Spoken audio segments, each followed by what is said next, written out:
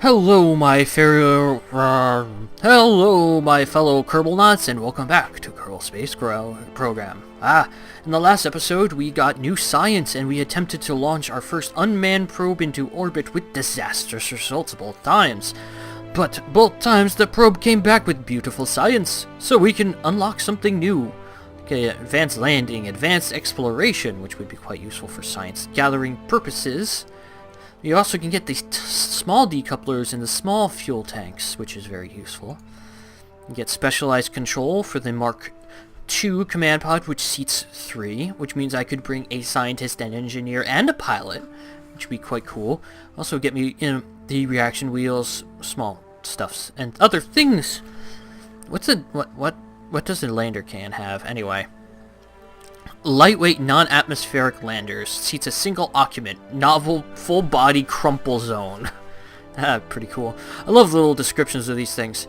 But I was thinking of either getting specialized control for getting docking ports for later. Storage containers, adapters. But I'm going to go with heavier rocketry.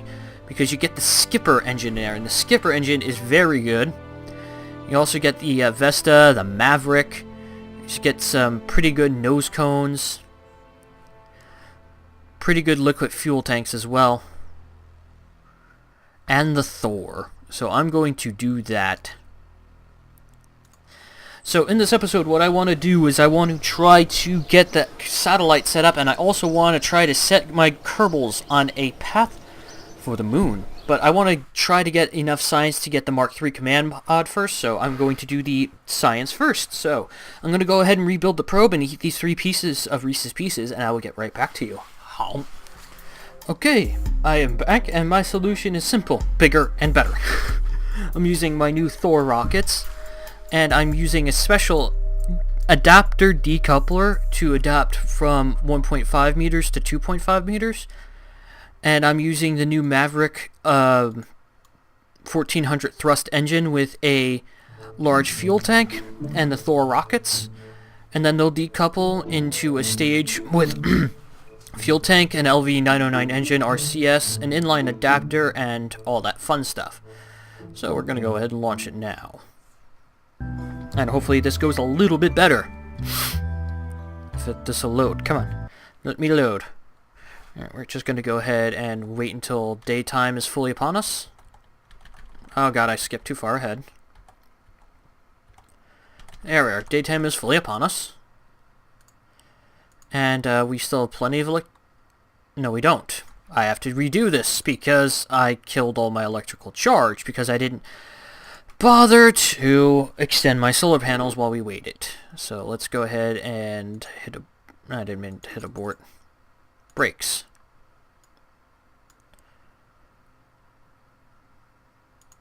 There, the electrical charge should not go down too quickly.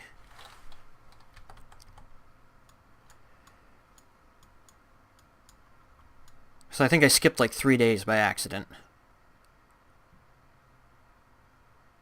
And it is draining pretty quick. There we go. Come on, you guys, get some sun. There we go. Now we are ready. So we're going to keep this engine on minimal throttle. I'm going to go ahead and put these back so they don't die when we launch. We'll watch them fold up nicely. And RCS, stability assist, and MechJeb, help me out with the orbit. Orbit info. There we go. Oh, listen to that sound. It's beautiful, isn't it? I don't know why I'm having a pop-up there for the oxide and stuff, but there's plenty of support struts, so this thing should be very rigid as it flies. We're already getting close to 200 meters per second. Did this engine burn out? It burned out again! What the hell? Why did it burn out?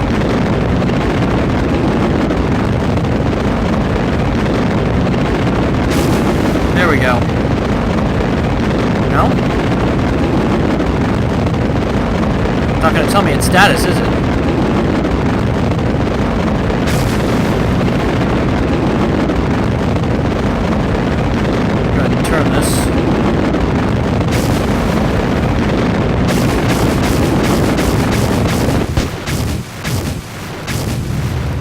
There we go.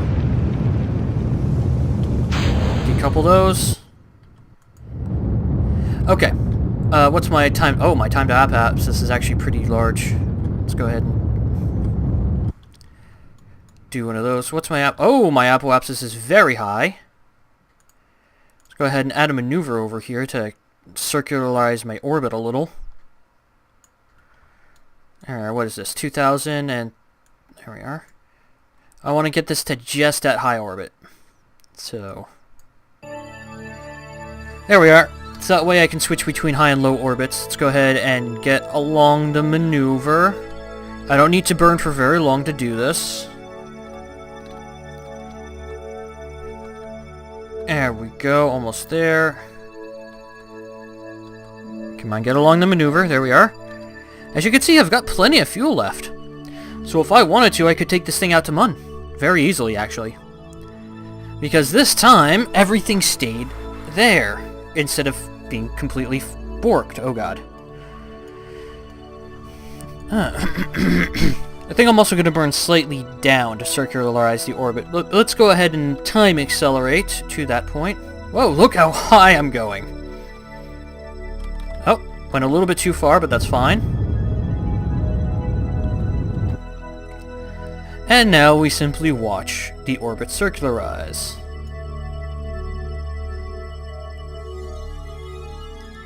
There it goes. It is circularizing! Go ahead and point the nose up a little bit. Nope. Yep. Want to increase, fix that eccentricity a little bit. Although I didn't do a great job. I'm still going, apparently. Yep, my fuel is still there. And orbit achieved! There we are, high and low orbits. And I still have a little bit of fuel, I might as well burn it off. And there it goes. And keep this on very low throttle. There we are. And go ahead and cancel the maneuver node by hitting that. And we have a perfectly functioning satellite in orbit. Extend those solar panels out. Oh god. And the electrical charge is running just fine. See that behind us? It's going to follow us in orbit for a bit, which is a bit disconcerting, but I could always just recover it. Anyway, while we're here, we might as well get that science data we need it, so let's go ahead and log the temperature and send it. And get free science. So now, if I need science data from high over Kerbin, I could just use this satellite. It's pretty much almost in a perfect equilateral orbit. Well, not perfect, but... If I wanted to fix its equilateral, how would I burn? This way? Yep, that looks like it. I'd have to burn for a long time to fix it, though. Alright, let me just make sure I don't run out of fuel. And, just want to fix the eccentricity of this a little bit. Oh, I never did activate this engine, did I? There we go.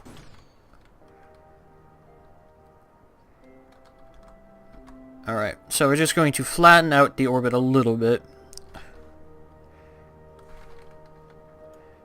And that looks almost perfect. I could go to MechJeb to see, which I will do. I want to see my orbit info. My eccentricity is very low, so let's go ahead and burn a little bit. Nope. Oh, the inclination is what I'm looking at, not the eccentricity. No, I want to lower it.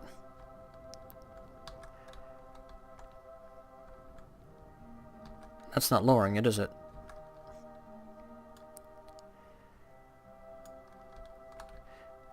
Can you let me lower my eccentricity, please?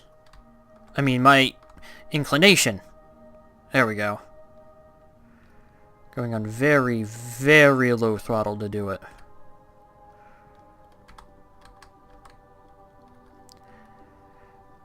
I don't really mind the eccentricity of the orbit. I want it to have zero inclination, though. And almost there.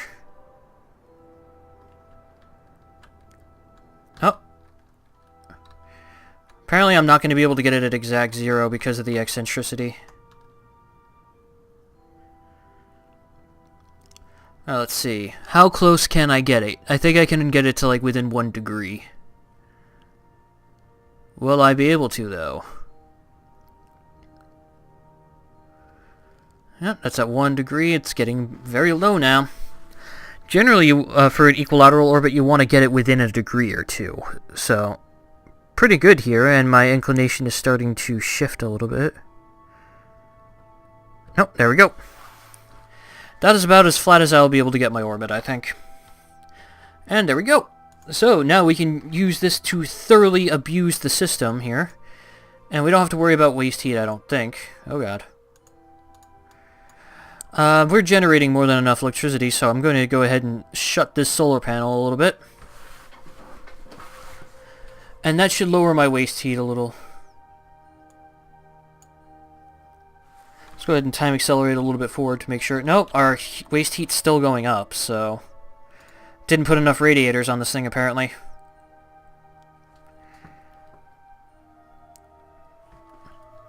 I think it's also the fact that I've still got all this stuff attached to it. And since we are in high and low orbit at the same time, I think I can get rid of the rest of my stuff here.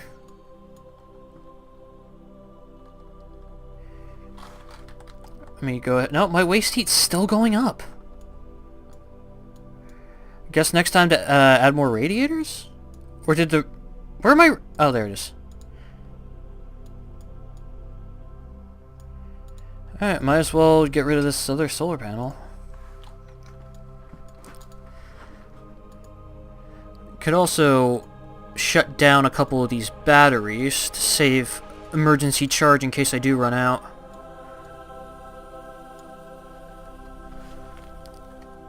Why is waste heat still going up?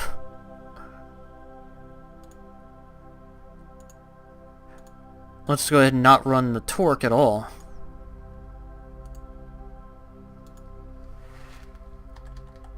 Again, waste heat is still going up. The fuck?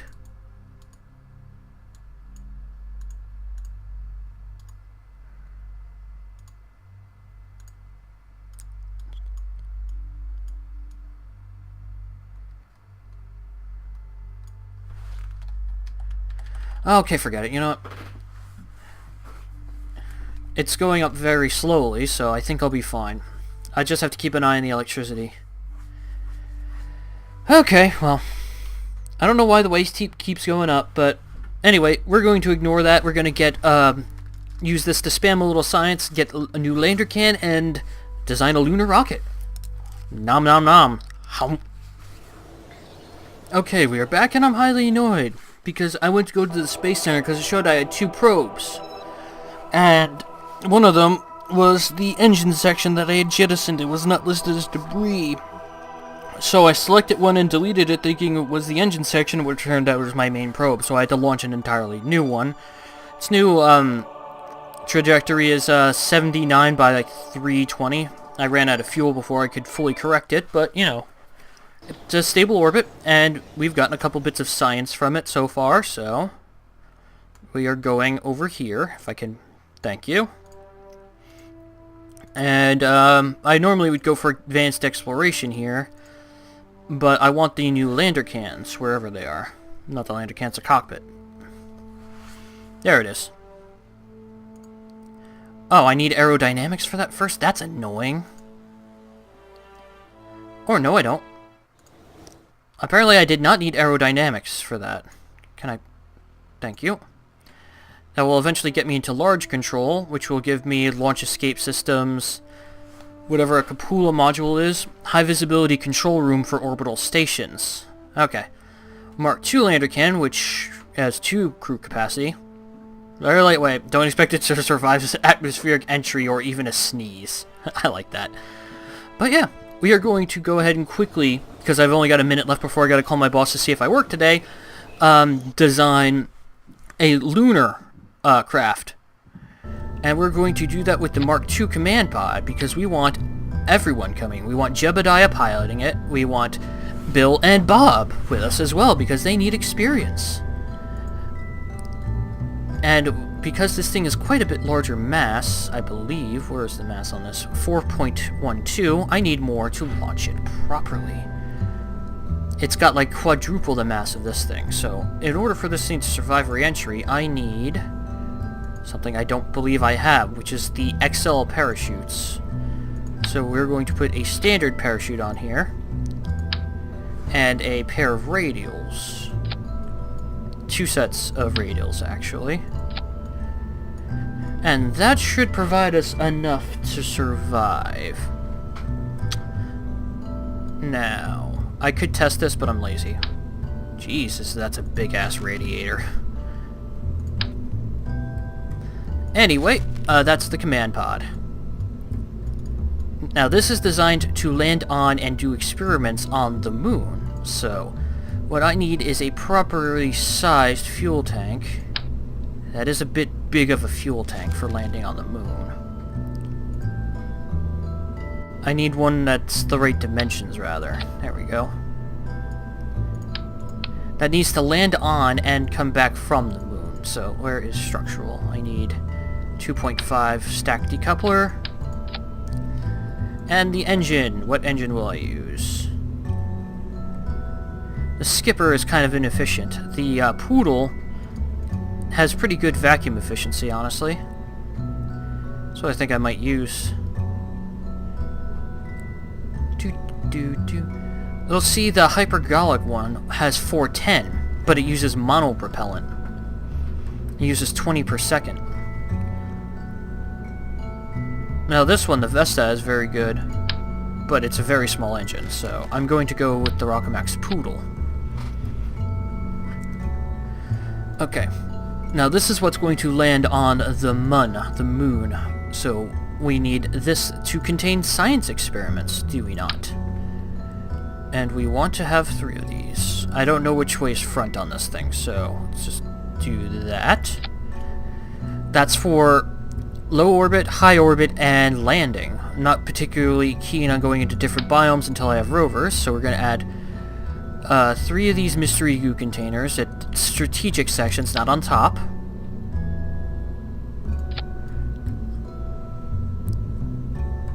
Okay, I see what's wrong here. For some reason, that's where the... I don't care. Anyway, we're going to do that. So we have 3 mystery goo containers, and what we also want is quite a few thermometers. That way we could just have multiple temperature readouts.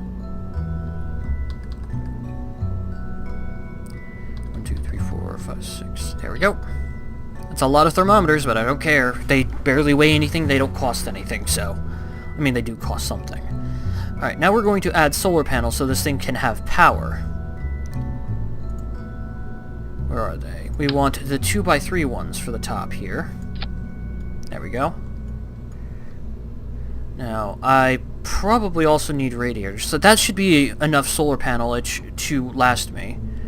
Just add a single rechargeable battery onto here, just in case. I mean, it looks disgusting, but I don't care. Now I need radiators. The large flat one is really ugly, so...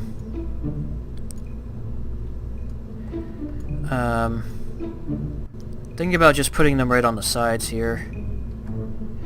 Shift and A to rotate them around. And those should grab heat away from the main thing. I mean, it's friggin' an abomination to nature, but... I'm not designing this thing to look good. I probably should. I should probably be putting these radiators somewhere else. Besides, I don't even know how to properly use these radiators, honestly. I might be better off using the radial ones. These get rid of that much radiator performance at certain amounts. Layer design makes it excellent at convecting heat away in atmosphere, whatever. What's the difference between enormous static radiator radiating heat away from craft supporting the largest of reactors? Static flat solar panel reactor. See, this thing's got pretty damn good heat radiations, thing. See, if they wouldn't conflict with the solar panels, I'd have no issue putting them there. let's go ahead and... Why wouldn't it let me change the... Oh, that's why. That's why it wouldn't let me change the symmetry. Because I wasn't selecting symmetry. Throw just a flat radiator on there. And then as this... Like, I'm not building this thing to look good, as I've said before. I want to rotate properly. I'm trying to get it to rotate like that. There we go. So yeah, just having 2 radiators should be enough. Alright, we're going to do the action groups. We're going to set the solar panels, toggling to the abort key. And we're going to set logging temperatures, crew reports, observing the mystery goo, and the materials base all to the brakes key so I don't have to manually cook all them. And then what we have to do is we have to add landing gear. And we're going to do this in 6-way symmetry. That makes it plenty stable for when it lands, especially considering these outer halves. Alright, so that's done. Now we need a Rockomax brand decoupling unit or an adapter. What we're going to do is we're going to rotate this, and there we go. That right there is the command module. Unfortunately, this thing already weighs 14 tons. So I don't think I will be doing that. What I think I will be doing is using a standard decoupler here. And then going with a very big rocket. Probably too big. Yeah, I'm going to go too big. So let's go ahead and move this up. That's a thing. Ah, this monstrosity. And what engine am I going to put on that? I want to put the Maverick on it, but it doesn't fit normally. As you can see there, so that's a bit of a problem with KW. Some of the things don't fit properly. Times it. Alright, I'm actually going to just save this as is, and I gotta go call my boss and see if I work today. So, I will see you guys either in about 2 seconds or 7 hours or so. So let's just go ahead and save this as Lander Mark 1. You know, if I could, you know.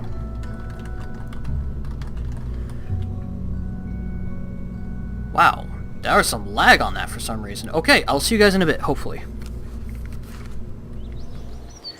Hello guys, sorry about this sudden transition into this particular section of the map. We got a visitor down in the basement who was helping with the... sorry about that. The whole heating issue that we seem to be having, and I didn't want to record and unnerve him, and him possibly make noise and mess up the recording, so I just decided to completely just spam science missions, and it got me a lot of science.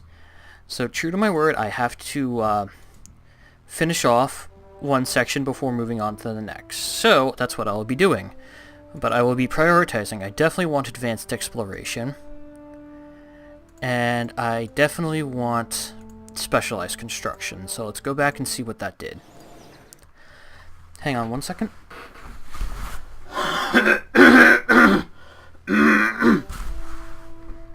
Sorry about that. I had to clear my throat. Anyway, that unlocked quite a bit for us, including nuclear propulsion.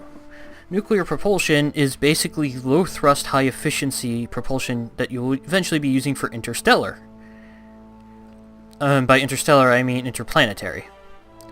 Get thermal rocket nozzles for your space planes, fission reactors, as well, because of all this wonderful stuff. Atomic rocket motor, now you can see it's only got 60 thrust, but it's got an 800 vacuum ISP, which is exceptionally good. And radial hydrogen tanks, all of which the nuclear engine will burn. They burn liquid hydrogen. And then fission reactors, the basic one, and then you get much bigger heat radiators with this, obviously. Advanced Metalworks gives you different things like the modular girder segment, radial attachment points for docking, and new stack separators. It's really the modular girder segment that's really good. Another one I got was high altitude flight and large control, which we've already seen. So each one of these is 160. 1, 2, 3, 4. 4 of them. Alright, so we have 4 times 160 apiece. If I could do the math properly. I have just barely enough science to get the rest of these, including advanced landing for heavier landing struts. Precision engineering for small RCS tanks, small thrusters, small stack separators. Supersonic flight for jet engines and for bigger fairings. And finally, actuators, which are grabbing units, apparently. And that takes care of all of our science. I really should not have this much science before going to the moon, but you know. Which leads us to field science, which would allow me to get rover autopilot for MechJeb, command seats, rover mats, and rover wheels. And then we've already seen the electronics, the large electronics. We have yet to see ion propulsion. Basically, it burns argon gas and electricity to thrust, basically. And they turn into electrical engines. Well, technically, this is an argon thruster. It's part of near-future tech that I have.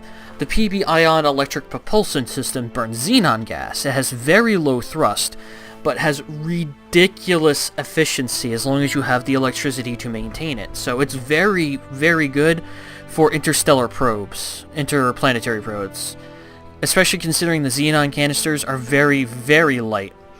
Attila thruster, what is that? Attila, adjustable throttle inductivity afterburning arc jet, is a type of augmented arc jet that uses magnetic indication to enhance thrust produced from a typical arc jet. For an electrical rocket, it has low exhaust velocity, but does provide superior thrust performance. Huh. I will probably get into all that later. Ooh, we get plasma thrusters, as well as magnetic nozzles. Larger and more effective than its cousin the ion engine, it's best not to attempt to power this engine with witchcraft, and instead opt for a very large electrical generator. And yeah, I'd typically want to use a small one, like the 1.5. 1.25 rather. It can burn multiple types of fuel, tool. I speech good. What else did we get? Unmanned tech, which gives us ascent, landing, and spaceplane for MechJeb, as well as the Probodyne Hex, which is very good because it provides pro and retrograde holding, and the Probodiodine Octo 2, which is great because it gives you radial and normal attitude controls as well. Does need more electricity every minute, but I think that's fine. It's one of my favorite things to use, honestly. We've already seen that. The new aerodynamics get you the larger fairings, basically, and more stuff for your space planes. And composites is extremely useful because you can make very complex rovers with these things. The structural panels, for example, the octagonal struts, I-beams, all very useful for creating rovers. Anyway, I didn't get to finish showing you this, so this episode's going to be a tad bit longer. And it didn't save, so let's go ahead and get the... Where is it? Munlander Mark 1. Load! There we go. Okay, so, as you can see right now, with Stage 6, my delta V is 4,878 meters per second. And that's because, well, these things aren't fueled properly. So, what if I were to feed each one of these into the main engine, just by itself? No, nothing else. So, let's go 4-way symmetry. Nope. I don't know why that thing's moving outward. There we go. That was weird. Yeah, come on.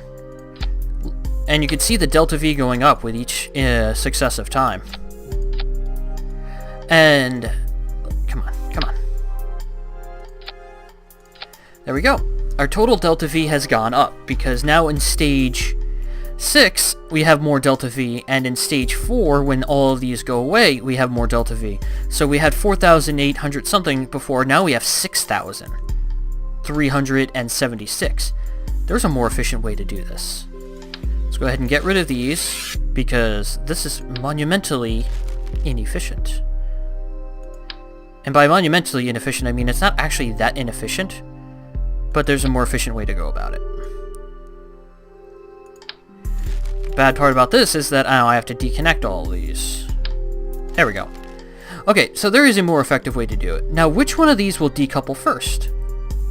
And the answer is this set right here. So what you want to do is set it so that the ones that decouple first feeds into the one that decouples second. So see, this one decouples first and this one decouples second. What this does is it allows all of your engines to fire at the same time, but for these to deplete faster than these. However, that's actually kind of useless right now because the center, will deplete at the same rate as the others. So what you want to do is you want to select fuel lines from the second set into the first set, right here. So what happens is these outside ones here and here feed into the other outside ones, which are constantly feeding into the middle one. So as this one's fuel is depleted to keep the center one full, these are refueling it. So when these finish, we decouple them, and it leaves these with about 3/4 to a half of their fuel and this center one full. And then all of these continue to fire, and then when these finish and decouple, then this one is completely full. And as you can see now, our total delta V went from 6,000 to 7,222. We got an extra 500 meters per second out of that. That's incredibly useful. Basically what this does is it basically lets you lift constantly while getting rid of any fuel you don't need. So okay, all lift at the same time. This set decouples second. This set decouples first. And then once all that's done, see, they feed into here, which is a decoupler, and this engine will fire. This is the engine that will eventually land on the moon. So we're going to do all that in the next episode. Can I see the MUN stats? The second stage is what I'm curious about. I would have about 57 seconds of atmosphere time and 1 minute 23 seconds of standard time. Okay, so I will see you guys in the next episode. We will be launching toward the MUN. I will see you guys on the launch pad. Hopefully this thing doesn't burn up in the atmosphere. I'm going to add support struts and aerodynamic stuff off screen, so you guys don't have to see that. And I'll see you guys later after I tell you one more thing.